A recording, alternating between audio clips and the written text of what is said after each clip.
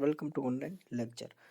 Our next chapter, which is our chapter number 5, linear differential equation with variable coefficients. અત્યાર સુધી આપણે homogeneous equation કેને કહેવાય એ પણ જોયું હતું. તો અહીંયા રિપીટ કરી દઉં છું કે x race to n dn y by dxn plus p1 x race to n minus 1 dn n y dx race to n minus 1 plus up to plus pn y is equal two x. એટલે કે અહીંયા 0 ન હોય, એટલે કે આનું solution find કરવા માટે CF અને PI ફરજિયાત ફાઇન્ડ કરવું પડતું હોય તો એને કહેવાય હોમોજીનિયસ ઇક્વેશન. એટલે કે અહીં એક્સની જગ્યાએ નોન ઝીરો કોઈ વેરિયેબલ ફંક્શન ઓફ એક્સ હોય તો એને કહેવાય હોમોજીનિયસ ઇક્વેશન. તો આને ટ્રાન્સફોર્મ ઇક્વેશનને ટ્રાન્સફોર્મ કઈ રીતે કરશું કે અહીંયા ઇન્ડિપેન્ડન્ટ વેરિયેબલ કયું છે એક્સ, એને ટ્રાન્સફર કરો ઝેડમાં. તો ટ્રાન્સફર કેમ કરવામાં આવે, કેમ કે આપણે આનું સોલ્યુશન ફાઇન્ડ કરવાનું ઇન શોર્ટ. તો આ કોઈ એવા ફોર્મમાં આપેલું હોય જેને આપણે ટ્રાન્સફર કરીને એટલે કે ઝેડના ફોર્મમાં લાવીને એને સિમ્પલ ઇક્વેશન બનાવી શકીએ અને સોલ્યુશન ફાઇન્ડ કરી શકીએ, એટલા માટે એને ટ્રાન્સફર કરવામાં આવે. વેરિયેબલ ટ્રાન્સફોર્મેશન કહેવાય. તો ટ્રાન્સફર કઈ રીતે કરવું, Z is equal two log x લ્યો. પણ આપણે અહીંયા એક્સ અને વાયના ફોર્મમાં ઇક્વેશન છે, એક્સ ઇન્ડિપેન્ડન્ટ વેરિયેબલ છે, તો એક્સ બરાબર આના પરથી શું થાય, ઈ રેસ ટુ એક્સ. તો આમાં એક્સની value e raise to Z એ પુટ કરો તો ટ્રાન્સફર થઈ જાય આખું ઇક્વેશન. ઝેડમાં ઇન્ડિપેન્ડન્ટ વેરિયેબલ શું આવી જાય, ઝેડ, કેમ કે એક્સની જગ્યાએ આપણે શું ટ્રાન્સફોર્મેશન આપ્યું, ઈ રેસ ટુ ઝેડ. તો આપણે શું ફાઇન્ડ કરવું પડશે હવે, ડીવાય બાય ડીએક્સની value, D two Y by D X ટુની વેલ્યુ, એ રીતે nth ડેરિવેટિવ ફાઇન્ડ કરવું પડશે. એ કરી ઇન ફોર્મ ઓફ ઝેડમાં. તો ઝેડ બરાબર શું, લોગ એક્સ છે. આ બે સેમ જ છે, બંને બાજુ ઝેડ બરાબર લોગ એક્સ લ્યો તો બંને બાજુ એક્સપોનેન્શિયલ લ્યો ઈ રેસ ટુ ઝેડ. તો અહીંયા શું થાય, એક્સપોનેન્શિયલ લોગ કેન્સલ થાય એટલે વધશે એક્સ. તો એક્સ બરાબર ઈ રેસ ટુ ઝેડ મળશે. તો ઝેડ બરાબર લોગ એક્સ. તો બંને બાજુ ડેરિવેટિવ કરી એટલે ડાબી બાજુ આવશે ડીઝેડ બાય ડીએક્સ અને લોગ એક્સનું ડેરિવેટિવ થાય 1/x. કેની સાપેક્ષે કર્યું આપણે, એક્સની સાપેક્ષે. તો if this change be made then D Y by D X is equal to, એને આ રીતે લખાય ડીવાય બાય ડીએક્સને D Y by D Z into D Z by dx. એટલે કે આ કેન્સલ થાય, વધે શું, ડીવાય બાય ડીએક્સ. એટલે ડીવાય બાય ડીએક્સને આ રીતે લખી શકાય. શું કર્યું, ડીઝેડ મલ્ટીપ્લાય કર્યું અને ડિવાઈડ કર્યું. અહીંયા ડીવાય બાય ડીએક્સ તો હતું જ, એ રીતે આ કર્યું. હવે ડીઝેડ બાય ડીએક્સની વેલ્યુ શું છે, 1/x. એ વેલ્યુ પુટ કરી, અહીંયા ડીઝેડ બાય ડીએક્સ દેખાય છે એટલા માટે 1/x પુટ કર્યું. તો ડીવાય બાય ડીએક્સની વેલ્યુ ફાઇનલી શું મળી, 1/x into DY by dz. તો એક્સને ટ્રાન્સફર કર્યું ઝેડમાં. આ એક્સની વેલ્યુ તો ખબર છે શું છે, ઈ રેસ ટુ ઝેડ. તો ડીવાય બાય ડીએક્સની વેલ્યુ ટ્રાન્સફર કરી કેમાં, ઝેડમાં ઇન્ડિપેન્ડન્ટ વેરિયેબલ. હવે ડીવાય બાય ડીએક્સની વેલ્યુ તો મળી ગઈ ઇન ફોર્મ ઓફ ઝેડ. હવે D two Y by D X ટુની વેલ્યુ આપણે ફાઇન્ડ કરવી હોય તો એના આ રીતે લખાય, અલગ લખો એટલે d by dx into DY by dx. એટલે આને આ રીતે લખી શકાય, કેમ કે d by d x d y by dx એટલે શું થાય, d two Y by d x two, એટલે બે વાર ડેરિવેટિવ થાય. એ જ છે. હવે ડીવાય બાય ડીએક્સની વેલ્યુ આગળના પરથી શું મળી, એની વેલ્યુ પુટ કરો અહીંયા. એટલે જ્યાં ડીવાય બાય ડીએક્સ દેખાય અહીંયા શું પુટ કરો, 1/x DY by D Z. આગળ શું છે, ડેરિવેટિવ. આ બંનેમાં એક્સવાળા ટર્મ છે, કેમ કે અહીંયા ઝેડ દેખાય છે, ઝેડ બરાબર શું છે, લોગ એક્સ. તો બંનેમાં એક્સવાળા ટર્મ છે તો મલ્ટિપ્લિકેશન રૂલ લાગુ પડે. તો 1/xનું ડેરિવેટિવ શું થાય, -1/x² અને ડીવાય બાય ડીએચ એમનમ પ્લસ 1/x એમનમ ઇન્ટુ આનું એક સાપેક્ષે ડેરિવેટિવ શું થાય, D by dx into DY by D Z. હવે -1/x² ડીવાય બાય ડીએચ એમનમ પ્લસ 1/x આમાં એમનમ. હવે આમાં કઈ રીતે કરશું, ડી બાય ડી ઝેડ એટલે આ એક્સ અહીંયા લખ્યો, ફરીથી આ એક્સ હતો એ ક્યાં લખ્યો, અહીંયા, અને ડી ઝેડ મલ્ટીપ્લાય કર્યું અને ડિવાઈડ કર્યું. એટલે કે આ કેન્સલ થઈ જાય, વધે શું, d by d x. D by d x હતું અને d z by D z multiply કર્યું ડિવાઈડ કર્યું. પછી આ ક્યાં લખ્યું, અહીંયા, અને આ લખ્યું અહીંયા. એટલે શું વધ્યું, d by D z into d z by D x. હવે આ તો એમનો -1/x² dy by D z plus 1/x, આ શું થાય, અંદર છે dy બાય ડી ઝેડ અને આગળ ડેરિવેટિવ કર્યું ઝેડની સાપેક્ષે, તો આ 2 વાર થઈ જાય ડેરિવેટિવ, કેમ કે અંદર ઝેડવાળી ટર્મ છે ઇન્ડિપેન્ડન્ટ વેરિયેબલ, અહીંયા બહાર પણ ઝેડ છે, તો આ સેકન્ડ ટાઈમ ડેરિવેટિવ થાય, એટલે આ થશે, એટલે આનું થશે d2y/dz2. હવે dz/dx શું થાય? ઝેડની વેલ્યુ શું હતી? log x. તો dz/dx એટલે શું થાય? 1/x.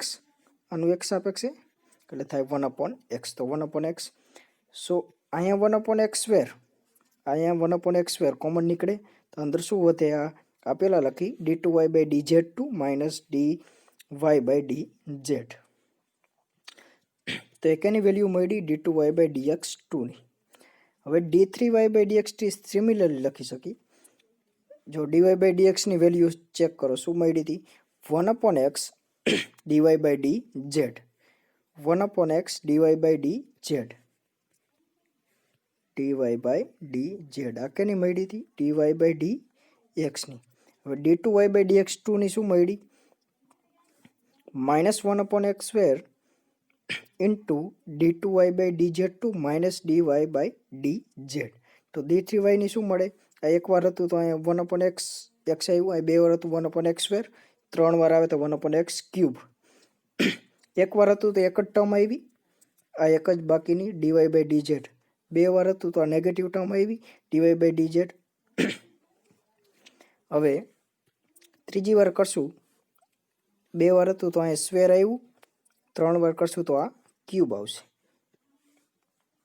એટલે d3y/dz³ minus 3 d2y/dz² plus 2 dy/dz. એ રીતે n વાર કરશું તો ઇન જનરલ આ યાદ રાખવાનું, એટલે તમને ગમે તે મળી જાય. n = 1 મૂકો તો 1 વાળું મળે, 2 મૂકો તો 2 વાળું મળે, 3 મૂકો તો આ મળે. એ રીતે તો n હોય તો 1/xn dny/dz minus n × n - 1/2 dn - 1y/dz(n-1) plus up to plus -1n - 1 into n - 1 factorial dy/dz. તો આ ઇન જનરલ ડેરિવેટિવ મળે. સો જ્યાં d/dz દેખાય અહીંયા હવે પુટ કરશું d, કેપિટલ D. આગળના ચેપ્ટરમાં આપણે d/dx ની જગ્યાએ d પુટ કરતા, પણ અહીંયા વેરિયેબલ ચેન્જ કર્યો એટલા માટે d/dz ની જગ્યાએ કેપિટલ D પુટ કરી for simplicity. And clearing fraction this equation become dy/dx બરાબર શું મળશે? x × d x ઇન્ટુ, ફરીથી રિપીટ કરી દઉં, dy/dx બરાબર શું હતું? 1/x dy/dz. હવે આ x આ બાજુ લઈ જાય તો x × dy/dx is equal two dy/dz. હવે આ બાજુ આ રીતે લખાય x × d/dx × y, આ બંને સેમ જ છે. સો x × dy/dx ઇન્ટુ y, અને અહીંયા પણ y આવશે d × y, કેમ કે d/dz ને શું કીધું? Capital D. તો x × d/dx બરાબર શું મળ્યું? d. x × d/dx બરાબર d. આ રીતે પણ કહી શકીએ, કેમ કે y રિમૂવ થાય, અહીંયા y નહીં આવે. હવે આ બરાબર છે ઇક્વેશન, x × d/dx બરાબર d, કેમ કે બંને બાજુ y તમે રિમૂવ કરો તો શું મળશે? x × d/dx is equal two d. આ લખો અથવા આ લખો, બંને સેમ જ છે. એ રીતે d2y/dx2 એ શું મળશે? d² - d into y. Similarly x³ into d3y/dx³ એ શું મળશે? d × d - 1 d - 2 into y. x² - d into y, અને આ રીતે પણ લખાય, d કોમન કાઢો, એ બંને આ બંને સેમ જ છે. એ રીતે xn dn dny/dxn એ શું મળશે? d × d - 1 d - 2 ક્યાં સુધી જાય? d - n+1 સુધી ઇન્ટુ y, આગળ xn.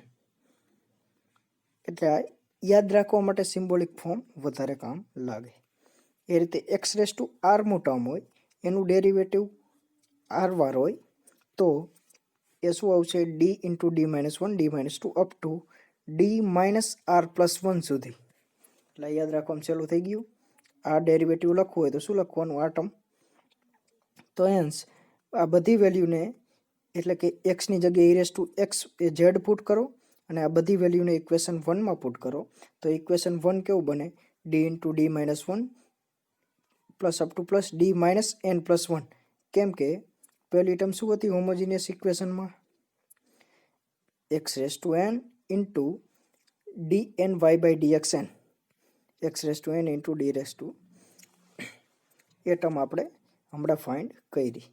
આ જ છે સેમ ટર્મ, એની જગ્યાએ શું મૂકી શકીએ આ બધી ટર્મમાં વાય આવશે તો એ પહેલાંથી જ વાય કોમન કાઢી લીધો.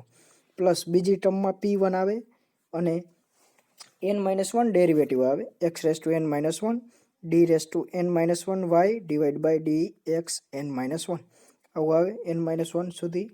તો d into D minus one d minus two up to d minus N plus two સુધી આવશે. એ જ રીતે છેલ્લી ટર્મ Pn અને is equal to Z.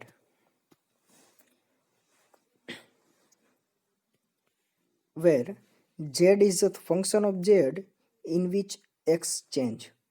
Homogeneous ઇક્વેશનમાં શું x હતો જે કેનું x નું ફંક્શન હતું પણ જ્યાં જ્યાં x દેખાય ત્યાં શું આપણે પુટ કરી છે ઈ રેસ ટુ ઝેડ, તો કોનું ફંક્શન થશે z નું, એને આપણે નામ આપ્યું કેપિટલ z, એ પણ ચેન્જ થશે એટલા માટે.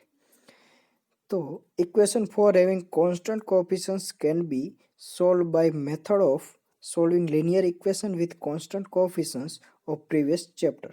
આપણે પ્રીવિયસ ચેપ્ટરમાં એટલે કે લિનિયર ઇક્વેશન હોય તો પ્રીવિયસ ચેપ્ટરમાં આપણે એ મેથડ પણ જોઈ હતી એને સોલ્વ કરવાની, જે આ ચેપ્ટરમાં પણ રિપીટ કરીશું. તો it is solve be y is equal to f of z then solve by equation 1 y is equal to f of log x. એટલે ઝેડ બરાબર શું પુટ કરો log x. Therefore equation 1 can be solved by putting equation x equal to e raised to z, thus changing independent variable x to z, which reduces to given equation to the one with constant coefficients, and then solving the newly formed equation by the method of preceding chapter. એટલે કે આ ચેપ્ટરમાં એક્સની જગ્યાએ શું put કરશું ઈ raise to Z અને એને solve કરશું અને પાછળથી ઝેડ બરાબર લોગ એક્સ પુટ કરીશું તો એનું સોલ્યુશન બનશે. એક્ઝામ્પલ નેક્સ્ટ લેક્ચરમાં આપણે વધારે જોશું.